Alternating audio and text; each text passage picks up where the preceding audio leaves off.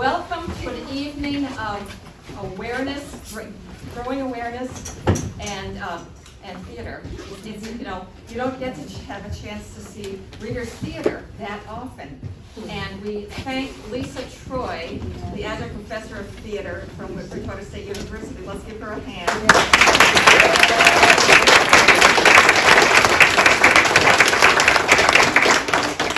Lisa has adapted this wonderful book, which is called You'll Never Believe What Happened to Lacey, by Amber Ruffin, the comedian, and her sister, Lacey Lamar. My name is Ellen Snowenbus, and I'm on the One Book, One Community Committee in the Bridgewaters. And we want to make sure and give thanks where thanks are due. So we want to send out a special thanks to the Martin Richards Institute for Social Justice here at Bridgewater State.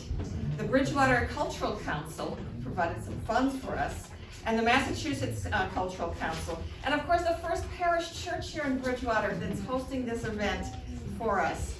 We are grateful that we have the talent of Lisa and her wonderfully talented actors who will be giving us this fascinating performance of some of the scenes from the book.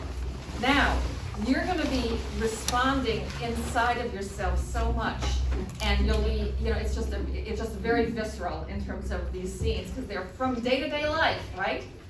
And so we're hoping that you do, after they finish their performance, we'd love for you to get some refreshments and come back to your seat for a question and answer, a Q&A, because you're going to have things that bubble up from your own experience or have questions for the actors as well.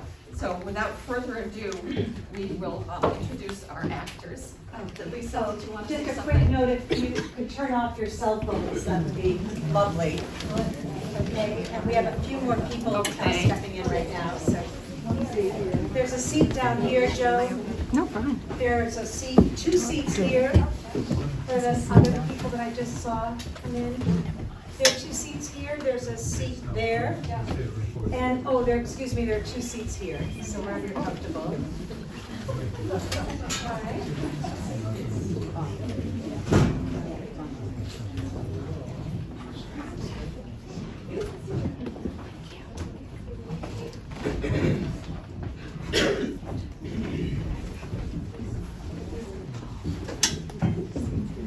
A writer and performer on late night TV with Seth Meyers, and host of The Amber Ruffin Show.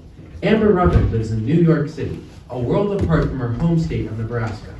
But Amber's sister Lacey, she's living in the heartland state that raised them, making frequent calls to her sister to share her latest experiences, from racist donut shops to strangers putting their whole hand in her hair, from being mistaken for a prostitute to being mistaken for Harriet Tubman. Lacey is a lightning rod for hilariously ridiculous, yet all too real anecdotes. All of these experiences are shared in their new book entitled You'll Never Believe What Happened to Lacey. Crazy Stories About Racism. Picture it. Omaha, Nebraska, 1980 through 2010. This is the setting all these stories take place in. It's not completely backward, but Omaha is pretty segregated. So there are places you can go and get stared at. Where no one talks to you, and when they do, it's to ask you if you work here. It's not the most racist place. But So, Omaha has a wide range of white people. from regular to, look how cool I am with black people, To, ew, a black person! it's never a black person's job to make sure these people understand why what they're saying is wrong. It's our job to survive another day as a black person in America. Sounds dramatic, but as you will find out, It can be a tough thing to do.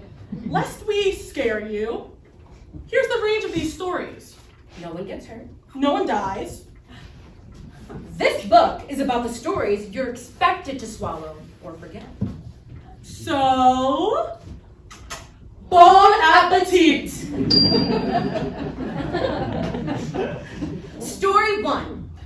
I got a million of them. Let's begin with one of the most fun and most frequent racist stories. Being told you look like someone you in no way look like, but who is also black. Sometimes you say, I don't look like that person at all. but sometimes you say, Fine. I do look like Michelle Obama. you can't be fighting everyone all the time. One summer in the mid-90s, I went on vacation to Rocky Mountain National Park in Colorado. It was a fun trip through the mountains, even though there wasn't another black person in sight. I walk into a lovely store that sells trinkets and tourist stuff. It's pretty darn cute. And what's even better, the lady behind the counter sees me and is happy. This does not happen a lot. Much less in the middle of the mountains. So, this lady runs up to me, a black lady, smiling from ear to ear. She is like, Yay! Whoopee! and I, being a natural improviser, yell back, Yay! Whoopee too! No one's ever been so happy to see me like that they exclaimed like that before. But this lady has me believing that those people are wrong. And this is the only way I should ever be greeted. The lady runs up to me and says, Oh my god! I can't believe you're in my store! I'm thinking, who in the world does she think I am? Take whatever you want. On the house! I politely thank her while I suss out the situation. Maybe she is so glad to see a black person, she wants to give me free stuff. It's possible. You never know what a white person is going to do. I'm your biggest fan. I've loved you since Jumpin' Jack Flash. That's when I realized this woman thinks I'm Whoopi Goldberg. She was yelling, Whoopi, as in Goldberg! Whoopi, as in yippity-doo! Now, this woman doesn't just think I look like her, which happens to both of us a lot, but she thinks I am her. Now, I'm having quite a conundrum. Is it not right to take t-shirts that are meant for Whoopi Goldberg? But on the other hand, Free t-shirts! Who was I to reject this compliment? I love Whoopi Goldberg! I look into the lady's eyes and realize that Whoopi Goldberg being in her store has made her year. It would be wrong not to take 5 t-shirts and leave. So I do. A second mistaken identity story. Lacey, Pastor Frank, and 2 black women friends went to the airport to pick someone up. the mood was light and we were having a blast. As we're skipping and giggling along the airport arrivals, we all link arms and then we fold Pastor Frank into the Laverne and Shirley fun. When they linked arms with him, He recoiled and snarked. don't do that. They're gonna think you're prostitutes. They're gonna think you're prostitutes? One final mistaken identity story. shoplifting at JCPenney. Almost a year after Lacey had mistakenly been arrested for shoplifting at JCPenney, she was seeing The Lion King at a movie theater right next to JCPenney. The setup goes, JCPenney, Mall bathrooms movie theater, and exit to the mall. Lacey and her boyfriend are talking about how much fun they just had. He decides to go to the bathroom. Lacey waits for him outside. As Lacey is standing there waiting, she hears someone yell, JCPenney security! Ma'am, come with me! she feels a hand grab her arm. A voice says, Where are those bags you just had? Lacey turns around and it's JCPenney security. The guy she remembers as Ponytail. Somehow, in the sea of people, He found her and accused her again of stealing. Lacey pulls out of his grip and says, this is not happening again. Ponytail really begins to make a scene in the middle of this sea of people. Don't you go anywhere, we're taking you in. Lacey calmly walks friend's bathroom to get her boyfriend. She doesn't care. It's time to go. Ponytail yells, "Stop! Come back here!" Her boyfriend is at the urinal, and Lacey yells, JC Penney did it again! This guy just grabbed my arm and accused me of stealing. Boyfriend finishes peeing, and they come out of the restroom. "But you weren't even in JCPenney today," the boyfriend says. Ponytail is trying to block the restroom exit while yelling into a walkie-talkie, "Yes, I have her right here! Hurry up!" They push past him and start walking to the exit. As they make their way to the exit, 2 more security guards show up. Ponytail points at Lacey and says, "She's right here!"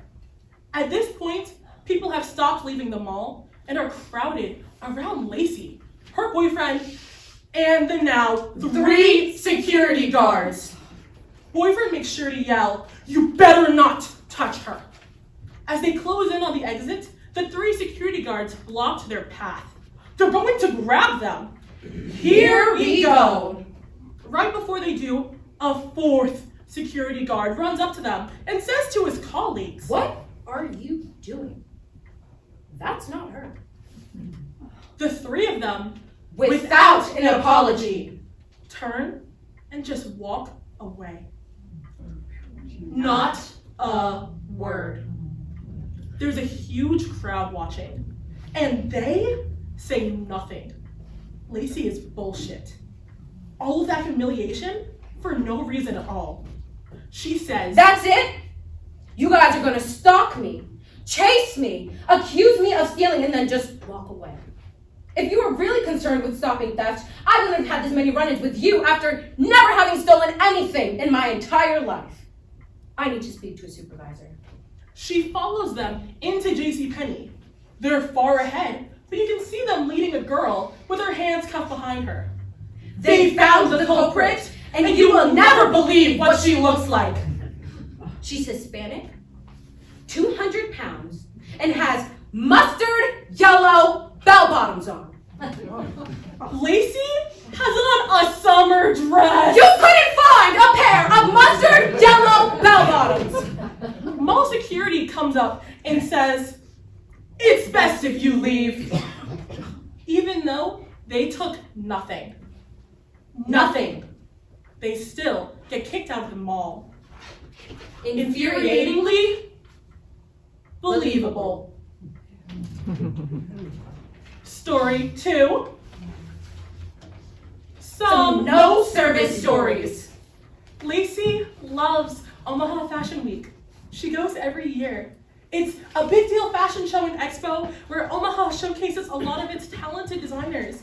It's really fun, and Lacey loves supporting local businesses. I think it's inspiring to see what my neighbors have come up with.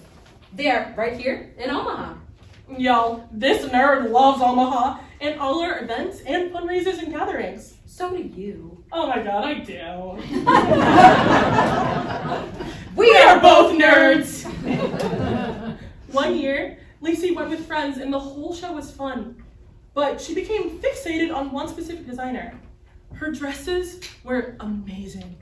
Lacey started to think, Amber needs one of these for the Emmys. I love to go every year to lose. At the end of the show, you can meet the designers and ask how to purchase different pieces.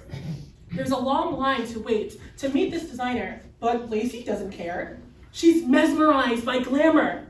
She waits 15 minutes in line to talk to her, and when she gets to the front, she meets her associate. Lacey asks if she can meet the designer, who was standing a few feet away. The associate says to Lacey, Her pieces are really expensive. in no way was that an answer to her question. Now, a few things could be happening here. One, this could be your traditional white person who thinks black people spend too much on stuff we can't afford. It feels good for them to tell black people they can't afford things because treating grown black men and women like children makes them feel superior. Or, 2, this could be that thing where white people don't want to be associated with you because it would make people think less of them. Maybe they want to be known as a very bougie brand, and they think that black people wearing their clothes will do the opposite. Doesn't matter what's going on here. She's not the designer! Lacey ignores her. Surely the designer whose clothes spoke to Lacey's soul would be different. Lacey walks right up to the designer and says, Hello, are you the designer?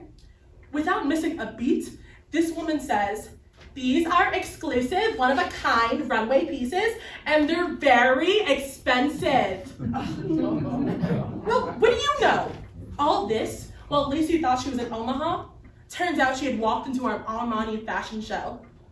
So sorry, Donatella Versace!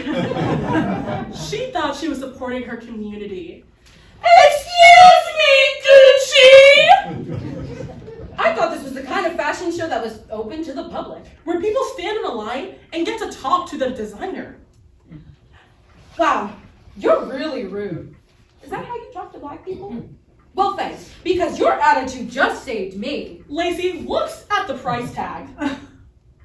$575. This costs $575? Wow. I thought this was supposed to be a runway piece. Thank goodness I didn't buy this. I could have really embarrassed myself. There is this very insane black thing where people out loud will assume you have no money just by looking at you, especially if you ask how much something costs. Do white people not ask what things cost? Story 3. The first worst job. A 19-year-old Lacey thinks she has a great job opportunity working at an online bill paying service. On her first day, she's told she'd have to meet with the owner. You're gonna love him. He always has a one-on-one with people on their first day. Don't be nervous. He's a big old teddy bear. When the day comes, Lacey's called into his office. She walks in and sits across from him in a regular office chair like the one he is sitting in. She looks at him. This man doesn't seem like a big old teddy bear at all. He says to her, no, don't sit there. Come, sit here. He has a footstool next to his desk. He wants Lacey to sit on a footstool next to him. He says, are you Irish? No. Because we have a lot of Irish people that work here. Are you Irish Catholic? No. Because we have a lot of Irish Catholics that work here. Do you know what that means? I know damn well what that means. It means everyone's white but me. I don't answer. That means people act and behave a certain way. Do you think you can get along with those people? Yes. Lacey thinks this is the end of it. But he continues. There is no stealing in my company. There is no horseplay of any kind. I need you to be a team player. I don't want to hear any negative reports. I need you to fit in. Can you fit in? Yes. Lacey went back to her desk and cried.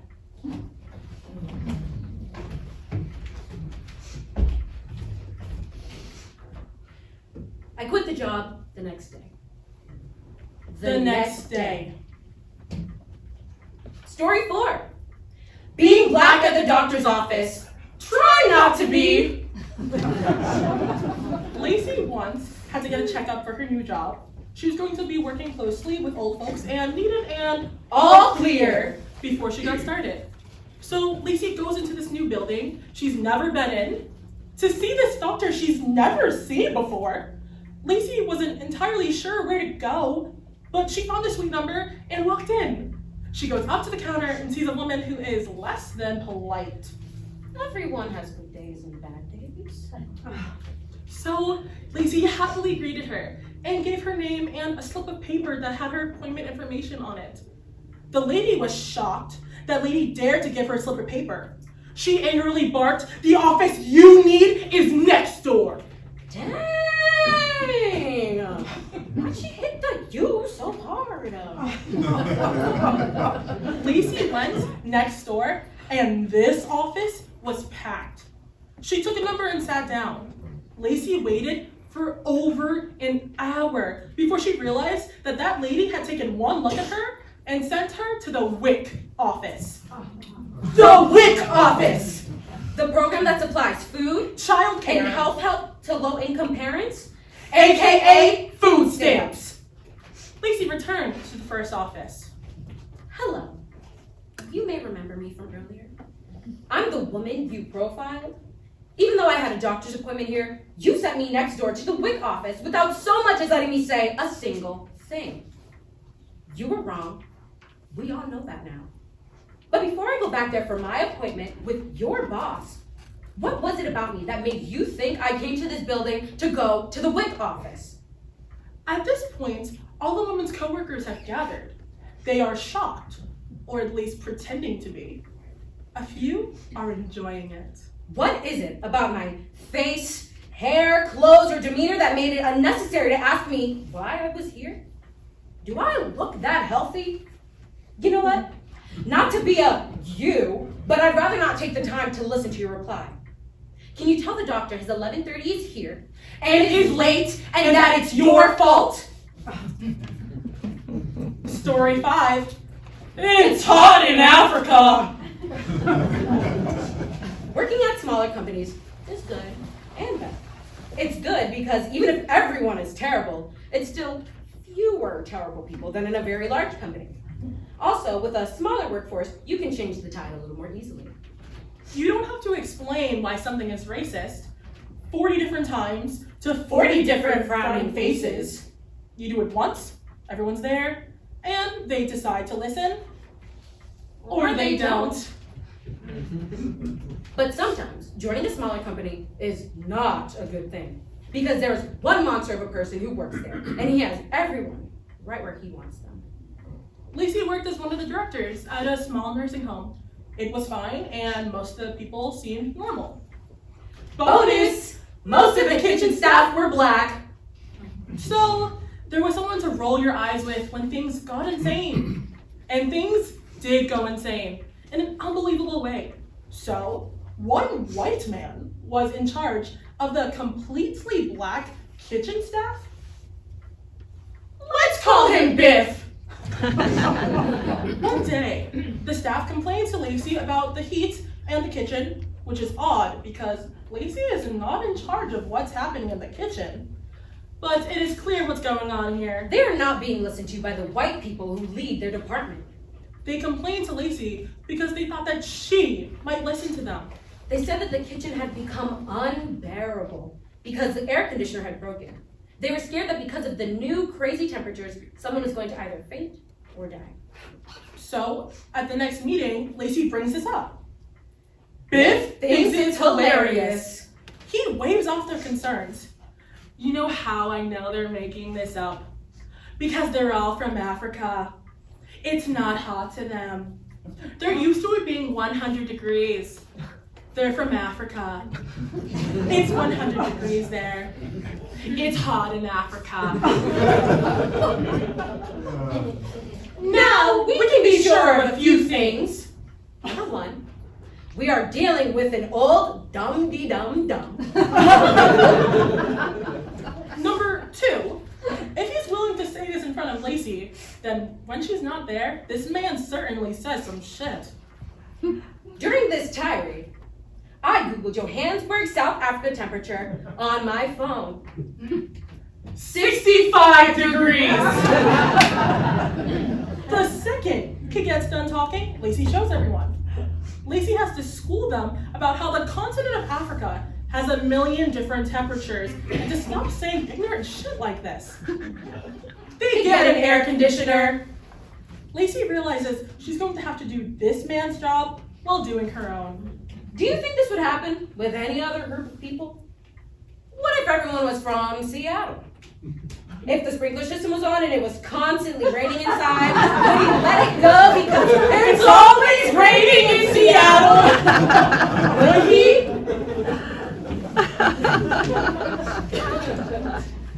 Story 6. The best Afro story. Okay, so when I first moved to LA, my friend were on a sketch show. And he would put me in sketches. It was the coolest thing I'd ever done. You get a cool trailer, and people would come in and put makeup on you and ask you what you want to wear. So at the time, I had a TWA, a teeny weeny afro. I walk into the hair trailer, and this lady's having a bad time. She's trying to cover it up, but I can see it on her face. I sit in her chair and am determined to make her feel better. I get her giggling a little bit, and she's starting to calm down. She then looks at my TWA and asks me what wig I'm going to wear. I tell her I'm not going to wear one. I think to myself, how rude that this lady just assumes I'm going to cover up my hair? Gross Eurocentric standards of beauty. I look at this woman and say, I think that it's going to be the end of it, but it's not. This woman freaks out. She's so flustered and turns bright red and is like, what? You're going to wear your hair like this? I mean, I don't know how to. You mean just like this? Like, I don't know how. I mean, well, how do you usually? Like, how? And then, hand to God, this woman starts crying. Crying. I couldn't believe it. She looked at my afro and cried. My afro made her cry. While she sat there and did nothing, I put on a headband and called it good. I was no longer interested in her feelings. I left the trailer. This was not the last time I'd have to do my own hair while sitting in the chair of a professional.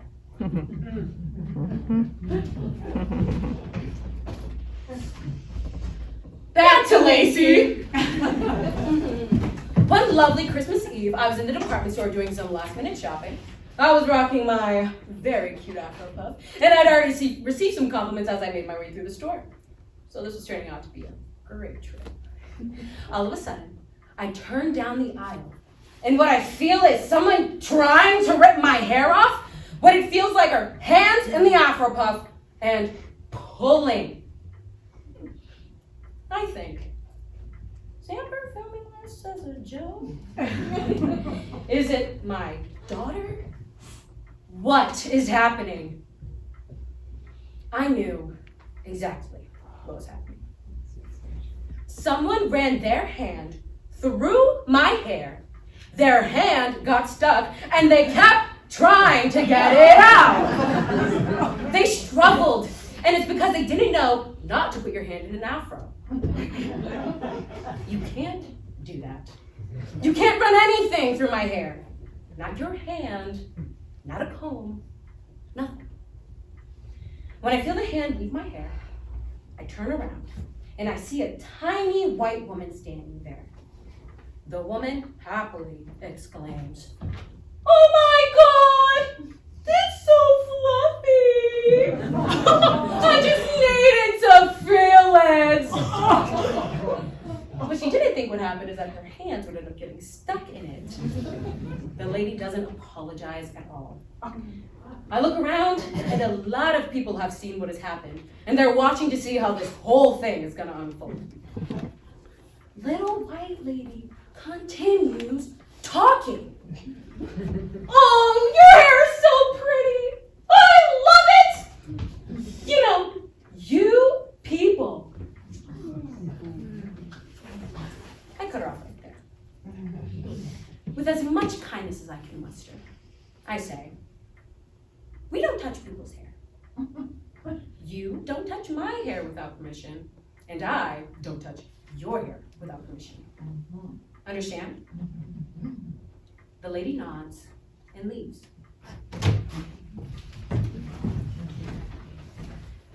Nothing good ever comes after you people. Once, when I had braids, they were called locks by a very woke white lady who cautioned us that We aren't saying dreads anymore. because that term came from Christopher Columbus, calling people's hair dreadful locks. Now, we just call them locks, to keep ourselves moving forward. Please stop trying to educate me on my hair. Story 7.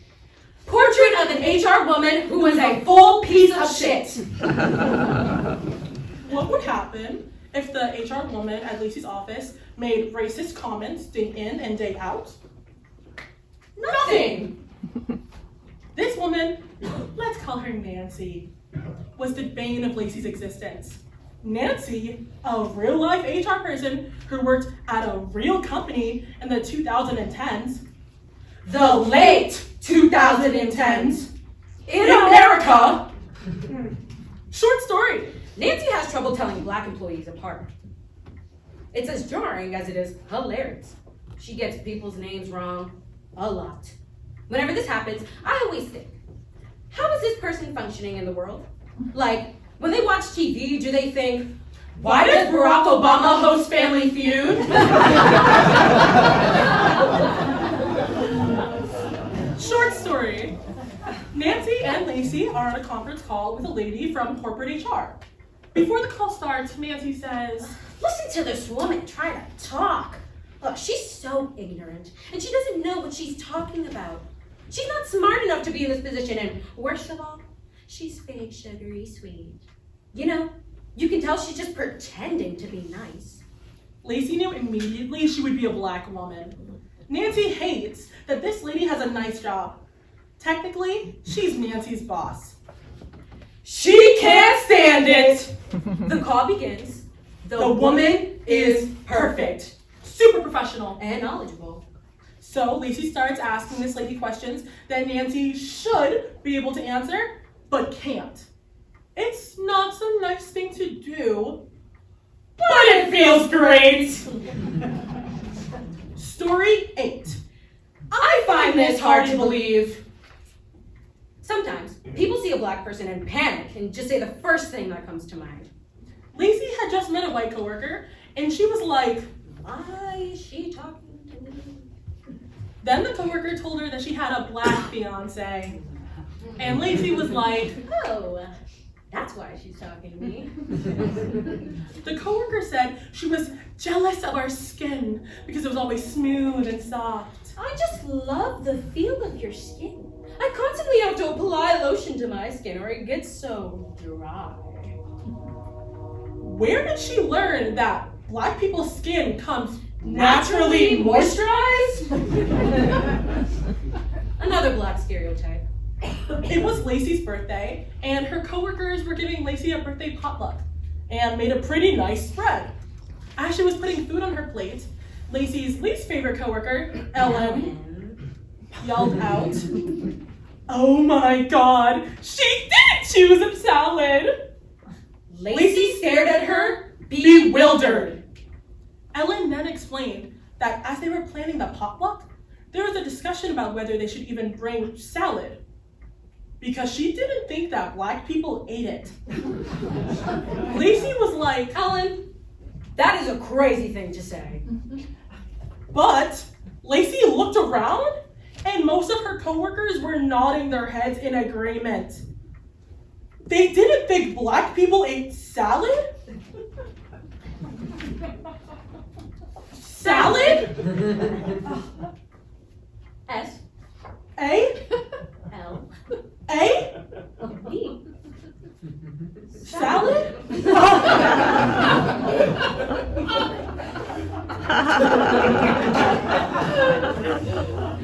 Another head scratcher. Lacey was at a meeting at work, and at the time, there was a very high-profile missing persons case involving a white woman. Someone brought up the case at the meeting and talked about how women aren't safe anymore, anywhere. Lacey agreed, But a white woman at the meeting said, Lacey, you're safe. No one's going to try to mess with a black woman. you already know, Lacey was the only black person in the room. She told them, black women go missing all the time. Her boss rolled her eyes and said, Black women get kidnapped? And everyone laughed. In that moment, Lacey prayed to be kidnapped. But no one came. Story 9. Your husband is white? Lacey's apartment hunting with Jim. They are meeting in an apartment building in a perfectly normal neighborhood. Jim lets her know he's going to be late, so Lacey goes ahead in alone. Hello, I was wondering if you have any... We don't got nothing. There are all kinds of racism. Most people are racist in a quiet way or a scared way. But some folks are racist in a how dare you be black at me kind of way. I've never fully understood it, but this guy was one of those. Lacey turns away, goes back to her car, and Jim shows up. The guy in the leasing office was so rude to me. I got a feeling he does have apartments, but just didn't want to show them to me because I'm black. Jim says, great, let me go in there and hurt his feelings. No, go in there, be normal, and find out if they have apartments. Jim goes in. He's gone a good 10 minutes, and when he gets back, he tells Lacey that the man could not have been nicer to him. He even showed Jim an apartment. Lacey busts back in the office with him. This is my husband, you raggedy racist. Trust that you'll be hearing from our lawyer. I hope you didn't like this job. The guy gets fired, and the apartment complex offers them a place at a discount. They decline. Story 10. School stories. Lacey's best friend from kindergarten through the 5th grade was Dana. A very nice white girl who lived down the street. When they were 5, Lacey and her best friend Laura, a little black girl, found Dana sitting on the swings all alone, and they immediately became The Three Musketeers! They had a whole elementary school career together until one day, in the 5th grade, as Lacey was leaving their school, Dana's mom said, I think it's time Dana spends more time with friends that look like her. The 3 of them never hung out together again. I wonder if Dana was sad. School story number 2. Best supervisor ever. Here's a story about the best supervisor Lacey has ever had. One day, Lacey came into work talking about a new program that gives African children laptops. A charity made and distributed as many laptops as possible to connect African children to the internet and give them a voice in the global dialogue. As she was going on and on about progress and how these children can finally be heard. How interesting it would be to hear their stories. The best supervisor she's ever had could not stop laughing. Between his giggle fits, he said, what are African kids gonna do with laptops? Okay, they'll learn things, but what would they do with what they learn? I don't see the point, and I'm against it. To not understand it is one terrible thing, but to be against it is a second kind of terrible. How can you be against children learning? It's the quiet ones, y'all. And school story number 3. The Cotton Gin. Lacey was part of a group of kids who got together and asked if they could have a Black History class. They expected an instant no, but instead the school had 50,000 meetings about it, all to talk about why it would be beneficial. They couldn't figure out why Black History class would be beneficial. They would have meetings before the school day, after the school day, and in the middle of the school day. After one of these meetings, Lacey and 3 other Black students returned to Mr. Lankland's history class, and everyone is silently reading. There are only a few minutes left of class, but Mr. Lankland stands up and says, "Turn your books to page 129.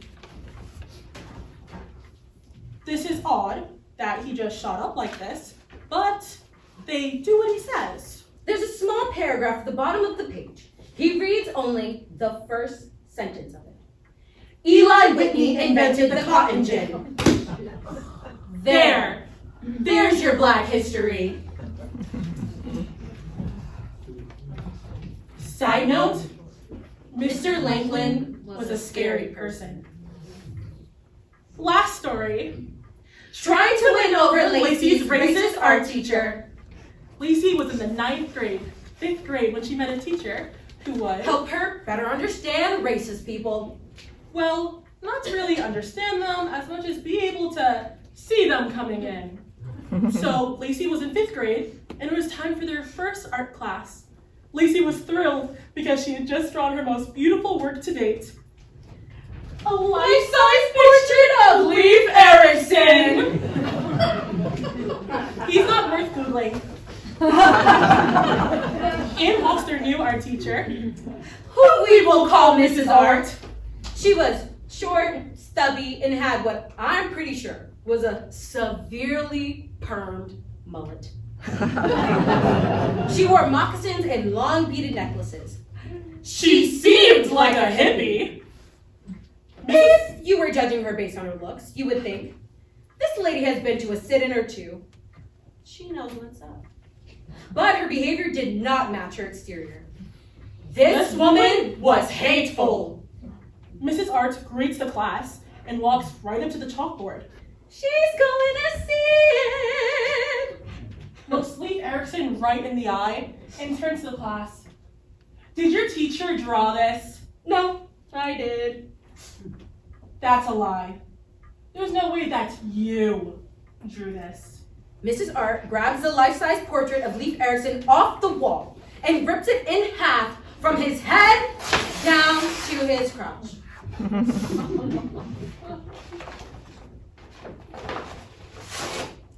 She crumbles up the 2 halves and throws the whole thing in the trash. In his silent rage, Lacey gets up and walks out of the classroom, past the principal's office, past the secretary, and right out of the school. No one stops her because she's such a goody-goody A+ student. She walks down the street in shock, crying her eyes out. She gets home sometime between 11 a.m. and noon. She remembers that little detail because her mom was watching The Young and the Restless. Lacey explained what happened, and Mom takes her right back up to the school.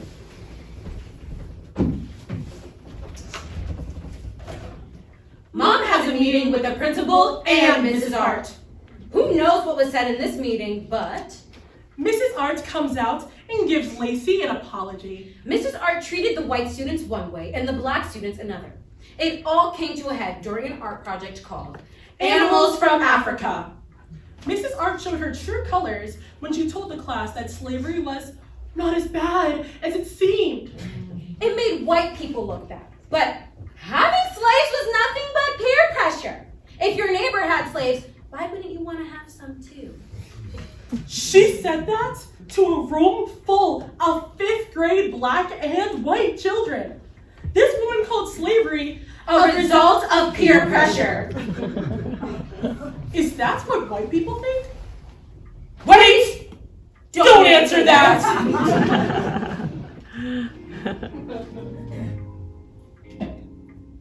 When you're at work and someone says something crazy, you gotta walk the tightrope. You don't want to hurt their feelings so badly that you get fired. Getting the black lady fired from your workplace is so easy, you can do it accidentally. But you also don't want to create an environment where you're a sounding board for people's gross racist thoughts. You're already the person they come to discuss rap. When you hear these stories and think, dang, that's hilarious, you are right. And when you hear these stories and think, none of these stories are okay, you're right. They're both. Some of these stories are old, but a lot of them are post-Obama stories. A lot of folks think that things like this don't happen anymore. But in this climate, where people are becoming more brave with their racism, things may get worse before they get better. I would like to say it's sad that people feel in this day and age that they have to remain silent. It's important for people to speak on what has happened in their lives. Leaving these things unsaid gives them power. And every situation is different, but I'd like to invite you to the possibility that remaining silent is no longer a requirement. Just because your Black friends aren't sitting you down, going over all their trauma with you, doesn't mean it doesn't exist. We're not trying to educate white America, but maybe accidentally we did. Please take all these stories and use them. Thanks for going on the journey with us. It means a lot. And now, the end. Oh, Racism. just kidding!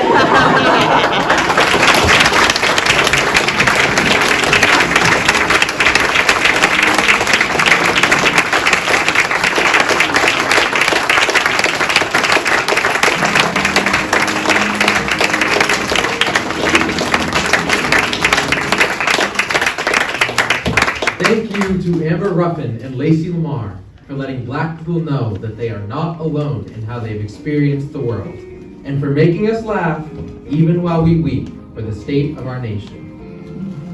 And if you are a white person, we hope that you understand more than you did before about the truth of being Black in America in the 21st century. Ladies and gentlemen, Deanna Duffy and ZZ McCrae.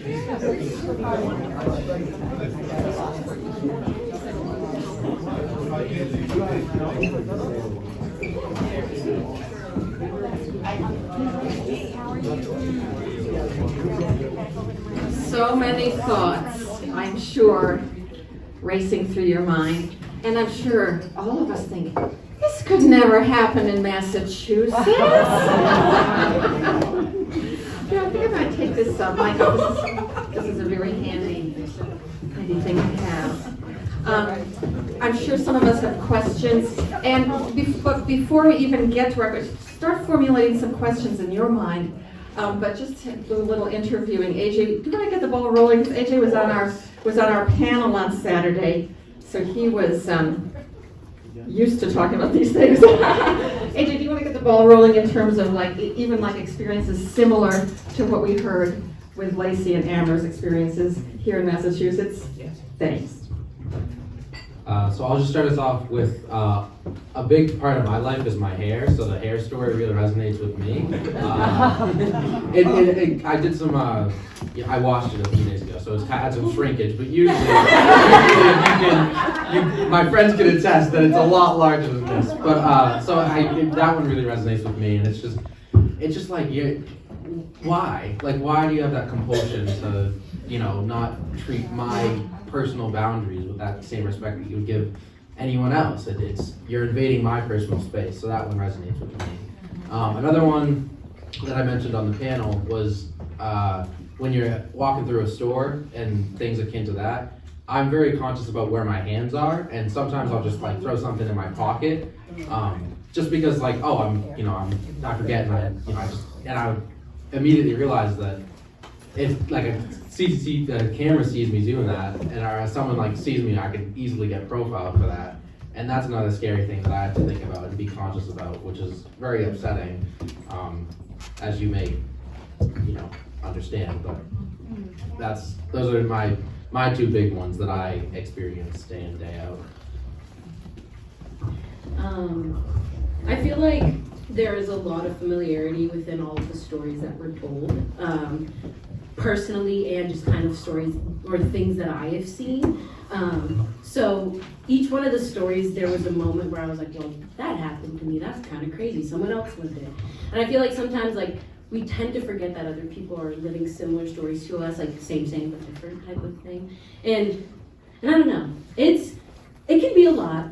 It can be a lot, and sometimes it's hard to get through it. So I really like how Amber Ruffin and Lacey Lamar were able to find some funny bits and pieces throughout it. So that was really cool. Yeah, I know for me, when she first talked about doing this performance, and reading the book, I related so many times to a lot of the different stories.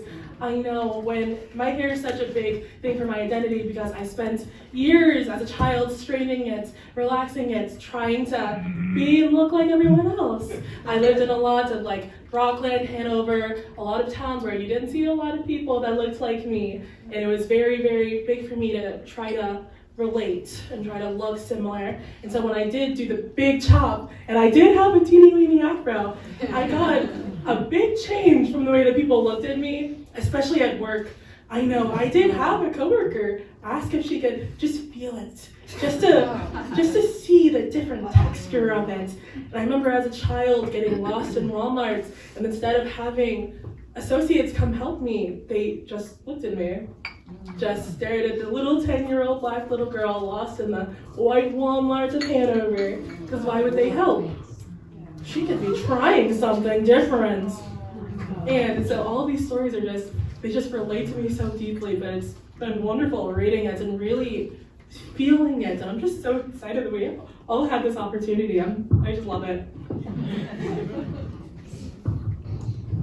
Does anyone have any questions for the actors or for Lisa? Maybe we could ask Lisa, how did you come about finding a way to adapt it to keep it so interesting? I thought it was just incredibly theatrical. Well, I think that, try to find do I need the microphone? Probably. No. No, I tried to find a variety of stories, also checking in with the actors to see what resonated with them. So I did a rough stab at, doing a composite of stories, and then I showed them the script and I asked for their feedback, and I got that. And I was really excited about and felt like I had to be very, very respectful of the author's writing as a white woman taking their stories. And so then so it was sort of tricky in adapting it because there'd be maybe a rhythm thing that I didn't quite care for, but I wanted to maintain the respect of these are their words, these sisters' stories. And so where I took the theatrical license, I tried to put in the program notes was only in reordering certain scenes or coming in at a particular length. And I thought perhaps for the theater part of it, and boy, did they blow me away with their monologues, their interpretations of the two women's stories, both of them, about the hair. And so I thought, oh, that might be a nice balance as well. And I took a deep breath and asked if they wouldn't mind memorizing, and they said, no, not at all. It wasn't because they're theater students. So they're used to learning monologues, so that was also awesome, I think. So sort of helped maybe the flow of the script. And for me, it was really a matter too, working on the whole production was, I was telling the girls earlier, it's hard because you feel uncomfortable because I'm laughing, but at the same time I'm going, oh my goodness, this is what I'm laughing at. But I appreciated the writing and the fact that they chose, Amber Ruffin and Lacey chose to craft these stories through a comedic lens and in a sense, makes it more palatable and that we can talk about it and get them out in the open. And I love that Lacey says at the end, when I put in at the end, it's time to use the stories and get them out in the open, I thought that was really an important part of the book. So really an interesting project to work on and really enjoyed my time rehearsing with the two of you. Let's give them all another hand because really, it was all I should say that AJ came on at the last minute when I was crafting the script. I thought, oh, we'll have a voiceover to begin, like for a TV show, a TV comedy show. And so, ladies and gentlemen, but then when I came in and I asked the two actors here, oh, should he do it live or on a recording? And they said, oh, live. And so AJ graciously gave him this time, not only on the panel last Saturday morning, but I was really appreciative that he joined us for Wednesday night and obviously looked at his material. But so that was a really nice addition to have him come on board at the last minute to join us tonight. So I thought one of the stories that really resonated was the one where the woman in the office says, "Oh, black women don't have to worry about being kidnapped." How shocking is that? That they would even think that might be true. There's so many assumptions that are shocking to hear. But then again, if we don't talk about them, we walk around, not knowing that, our field of vision is so narrow. And then AJ was so helpful last Saturday talking about what it is like to be a young black man in a mostly white environment like Bridgewater, South Shore. And how he has to keep his hands out of his pockets and all the way he walks, and it must add a lot of stress, extra stress to you. And you brought something up which was really interesting to talk about, which was the whole thing of code switching. Could you explain to this audience would be very interested in hearing about that too? Yeah. Code switching is essentially when you change your mannerisms, or when typically people of color and people of the LGBT community and things like that change their mannerisms and their vocalities and physicalizations, how they interact with the world, to adapt to the more mainstream, like what could be like deemed as a white voice or like a straight heterosexual like voice in that sense. It's a cultural Yeah, so it's like the difference between like the way you speak professionally versus the way that you just speak as an individual. Yeah. Any more thoughts, you guys? No? I mean, I think some other, some young people have ways of talking to each other too, but I think it's a cultural thing too, which you probably have a sense of bonding, in your speech and that sort of thing. Does anyone have any questions from the audience? Yeah. yes. I get the mic. Hey. This young woman loves that microphone. Was there a story in the book that didn't make it into the performance that you would want to share? Great question. I think we should have done the whole book.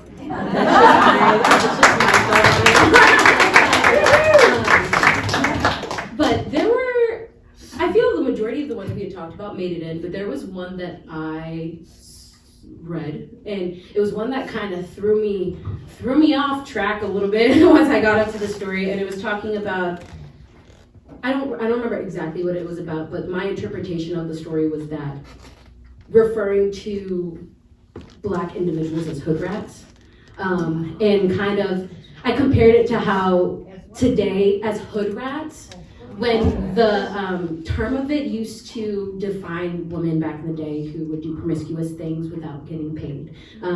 But I compared it to how today it's used to describe usually a group of younger Black individuals, or just people of color, like a group of them.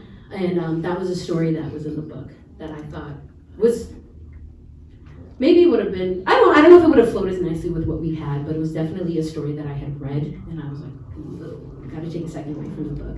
Got to think about what I just read and kind of reflect on it.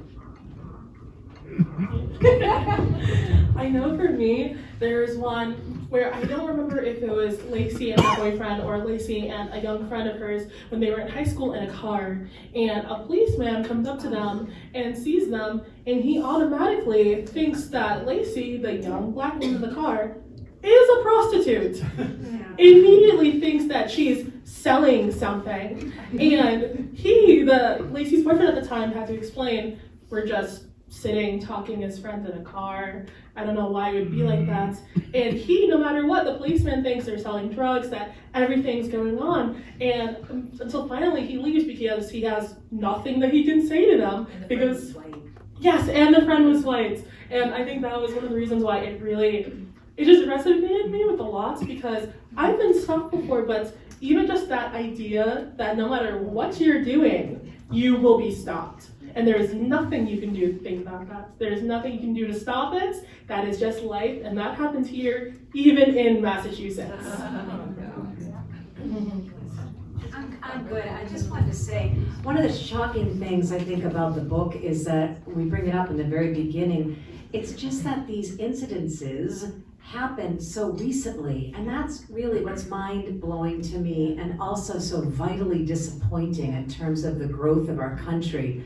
And not to bring up politics, but it seems as though over the last, obviously we all know this, over the last 6 or 7 or 8 years, racism has just taken another huge stride forward. And you say that your character at the end, things might get worse before they get better. So it's really disappointing when we reflect on history and we look at where we are. And when these girls explain to us that these stories happened recently, your heart just gets broken out of frustration and disappointment, and which is why I loved when you say at the very end too, that they found this way, these two sisters, like even while, what's the phrase, we make us laugh even while we weep. Yes, while we weep for the state of our nation. And I just thought that was just the perfect line, because we can laugh, but we're also inside, we're weeping from shame and disappointment, I think.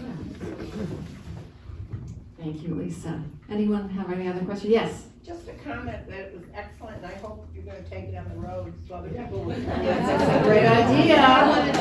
Lots of places need to see this.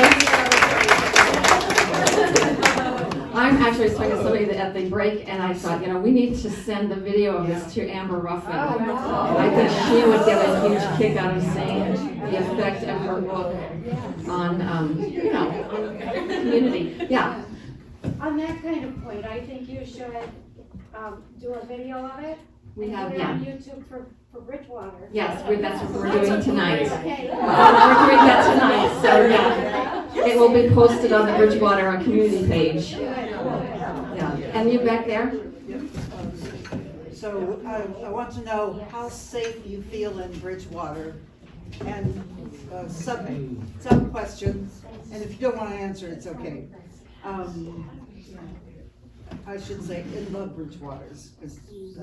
The question is, how safe do you feel in Bridgewater? Right, and the sub-question is, are there specific moments, or is it just a pervasive anxiety?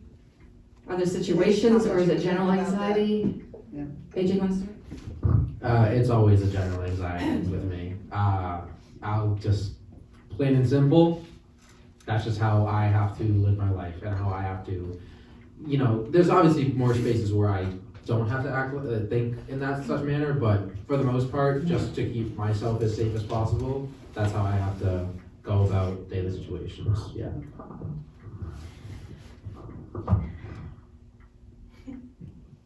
I feel, and I'm going to say this with as much openness as possible, I feel as a person of color in a predominantly white town, I will never fully be safe. I might feel safe within the confinements of my dorm down the street. I'm gonna leave it at that. Okay. I think you put it perfectly. I think that I am always so aware when I walk into a room if I'm the only person of color there. It is the immediate thing that I take note of, even subconsciously. I am so aware of it, and there's nothing that I can get on my head to just say, you're the only black person there, and it's gonna continue and it's gonna stop. I think for me, it's also the fact that I know no matter where I go, even in Bridgewater, during COVID, my friend and I took a little drive down to Bridgewater because she was gonna come down here and go ahead and start to learn and go to school here. And I just wanted to show her the college since no one was here, no one was living on campus, and we were just driving around. And we got stopped right as we were leaving Bridgewater State, complete, and it was by BC police. We asked, what was the reason? He just wanted to check our plates. There is no other excuse that I could think of. And my friend wanted to get angry and get frustrated. She is a white woman in the situation, wanted immediately to just like, oh, go for it. I said, you know what? We'll just sit here. We'll do what we have to do, and then we'll leave. Because I know how this could go, and I don't want it to go any other place than with me and you going home. Yeah. Thanks very much. In light of all the comments you've made so far, I'm curious about your reaction to the several years now efforts at Bridgewater State to improve the climate, to focus on racial and social justice. Have you seen this produce any changes? Is it working? What's it like on campus beyond the dormitory where you feel safe? But do you feel safe in other areas? Does it feel more comfortable because of these racial and social justice efforts? No, that's a good question.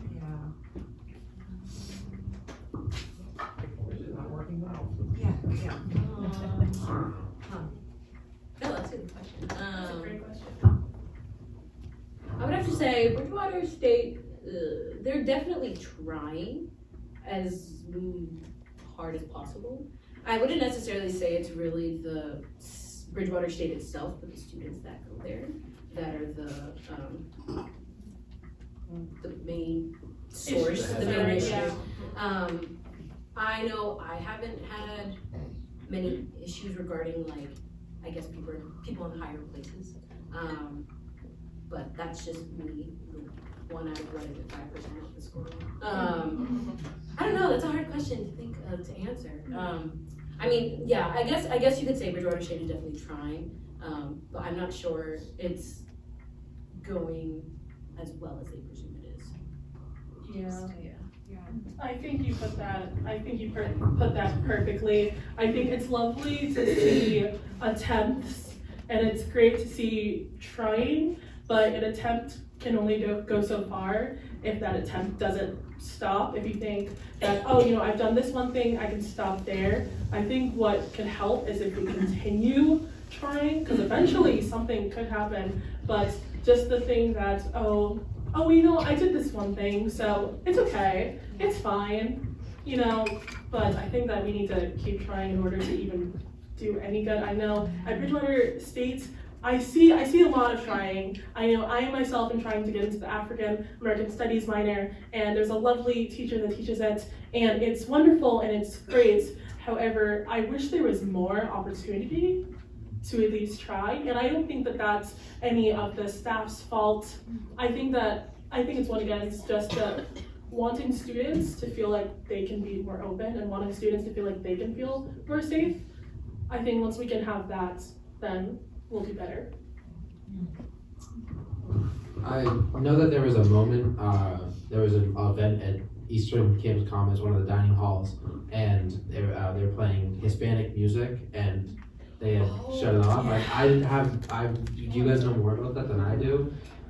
Well, I've heard of it, and then they turned it to, was it just like I don't know. country something? I don't know. Like themed things, and they were like. But I know what happened. I know there was a some dispute themed about it. events, I remember, Yeah, and another yeah. students yelled that they didn't like the music that was playing because it was like some form of, I don't remember the word that they used, but I remember it was like similar to like ghetto or something, and immediately it was just a derogatory way to go ahead and explain the music that was going on for something that was supposed to be about culture. And I'm Hispanic myself, and I wasn't there at the time, but hearing the story, it was just like, come on, we're at BSU.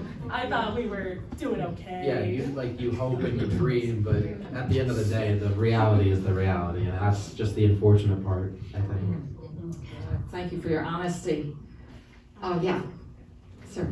What is your, in light of all these stories, what's your mental armament for being able to cope with this on a daily basis? Laugh. What is their mental armament for coping in these situations?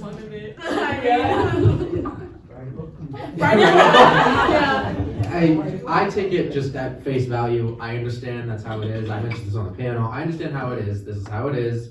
I wish I could do better. I wish there was more that could happen. But at some point, you gotta not put so much effort into it. And you ought to obviously as well, but at some point you have to take yourself back, and because then it will get to you, and you'll really feel like this is just you against the world, and that's when it becomes dangerous. I think for on an individual level, you have to understand that it's not.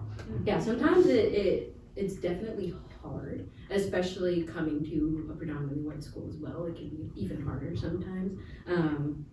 But darn, what was the question? What was the question?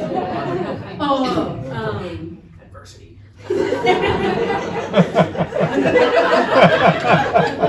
do you get through it?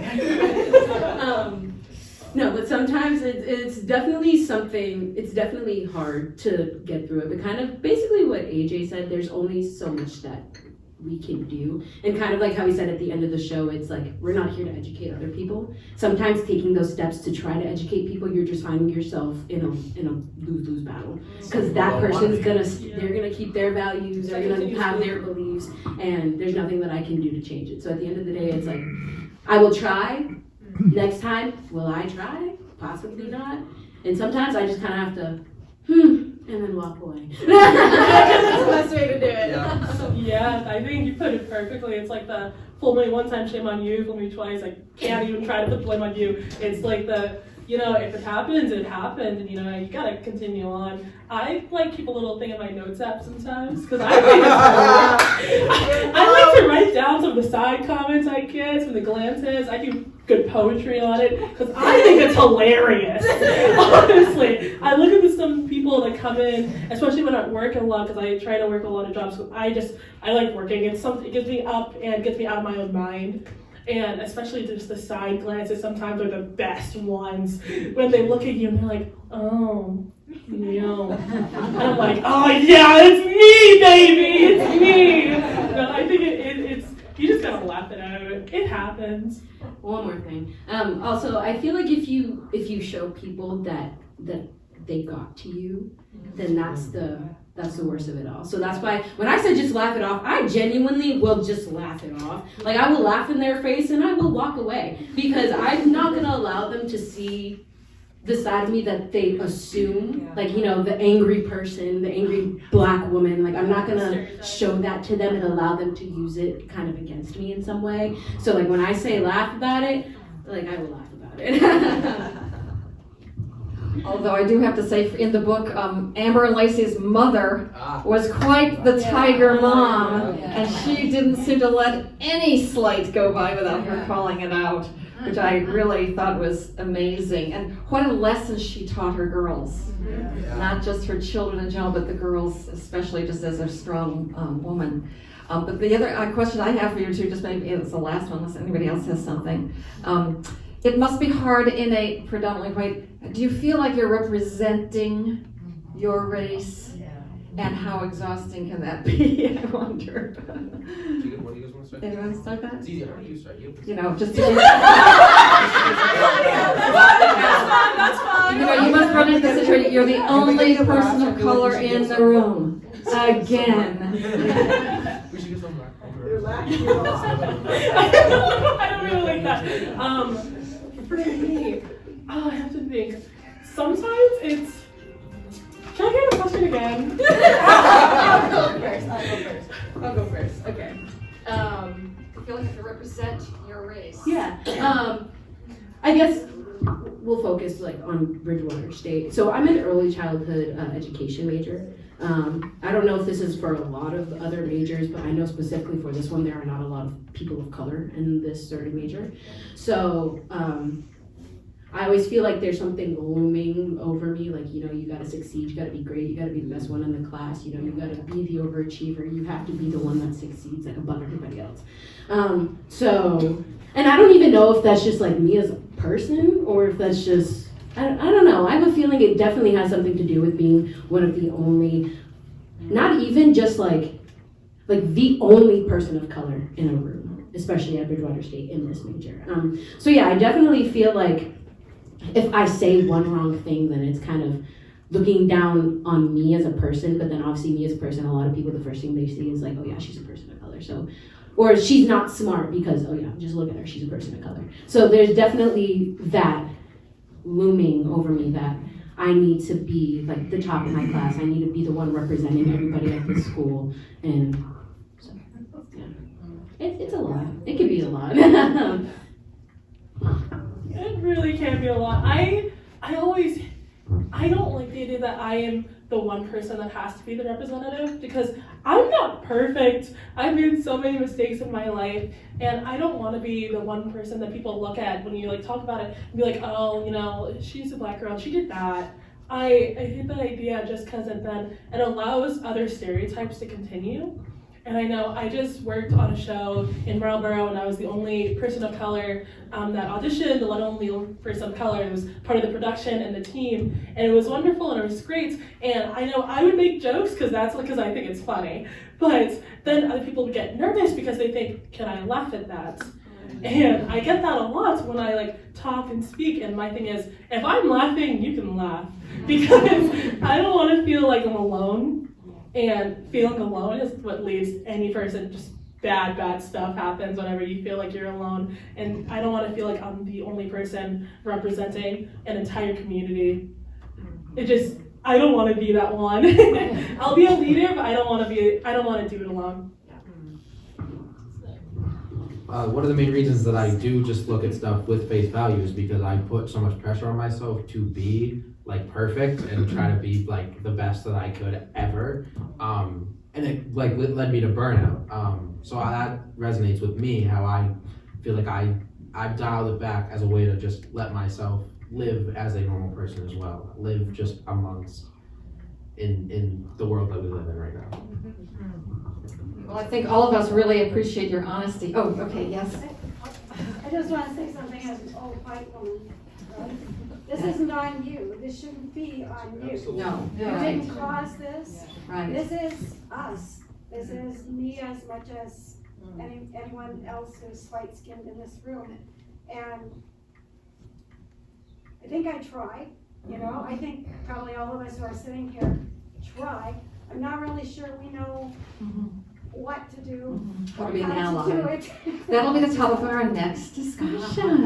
How can we be allies? Yes, but definitely, you should not have to bear this on your shoulders. It's frustrating, yeah. You should not. You should just be able to just be young people. Just be able to be enjoy their yourselves. lives. So I wish and pray and hope that for you. Thank We all do, yes. Did you want to say one thing? Yeah, can you just tell us a little bit about what you'd like to do with the rest of your life without getting in trouble? We gotta get out of here sometime. 30 seconds. I would like to be an actor. What? Oh, missed it. What'd you say? Teacher and actor. All right. Same thing. On a stage, spoken words poetry. All right. Is that quick enough for you? That was quick enough.